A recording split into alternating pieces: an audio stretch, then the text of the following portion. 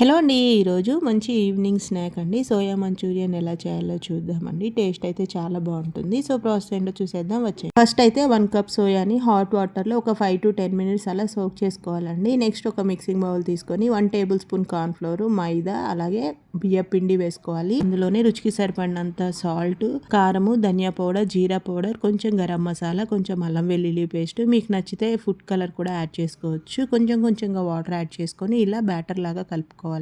అందులో ఇట్లా మనం వాటర్ అంతా కూడా స్క్వీజ్ చేసేసి సోయాని వేసుకొని ఒకసారి అలా మిక్స్ చేసుకొని ఒక 10 మినిట్స్ అలా పక్కన పెట్టండి. నెక్స్ట్ బాగా కాగిన ఆయిల్లో ఒక్కొక్కటిగా సోయాని వేసుకొని గోల్డెన్ బ్రౌన్ వచ్చేంత వరకు మధ్య మధ్యలో మిక్స్ చేసుకుంటూ మీడియం ఫ్లేమ్ లో ఫ్రై చేసుకోవాలండి. సో ఫ్రై చేసుకున్న వీటన్నిటిని కూడా తీసి పక్కన పెట్టేసుకోవాలి. నెక్స్ట్ ఒక ప్యాన్ పెట్టుకొని ఆయిల్ వేసుకొని అందులో అల్లం తురుము, వెల్లుల్లి తురుము, మీకు నచ్చిన వెజ్జీస్ అన్నీ కూడా చాప్ చేసుకొని వేసుకోవాలండి. అందులోనే కొంచెం సాల్ట్ వేసుకొని బాగా మిక్స్ చేసుకోవాలి. అవి కొంచెం ఫ్రై అయ్యేలోపు మనం ఒక మిక్సింగ్ బౌల్ తీసుకొని 1 టేబుల్ స్పూన్ కార్న్ఫ్లోర్, కొంచెం వాటర్ వేసుకొని కార్న్ఫ్లోర్ వాటర్ రెడీ చేసి పెట్టుకోవాలండి. సో వెజ్జీస్ అన్నీ కూడా ఫ్రై అయిన తర్వాత కొంచెం schezwan sauce, soya sauce, vinegar వేసుకొని బాగా మిక్స్ చేసుకోవాలి.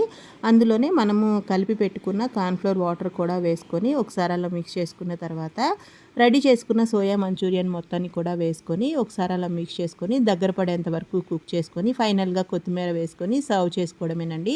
టేస్ట్ అయితే చాలా బాగుంటుంది. ఒకసారి మీరు కూడా తప్పకుండా ట్రై చేయండి. మరి ఇలాంటి హెల్తీ అండ్ టేస్టీ రెసిపీస్ కోసం మన ఛానల్ని అయితే లైక్ చేయండి, షేర్ చేయండి, సబ్స్క్రైబ్ చేసుకోండి. మీకు ఏదైనా రెసిపీ కావాలంటే కామెంట్ సెక్షన్లో కామెంట్ చేయండి. Thank you for watching.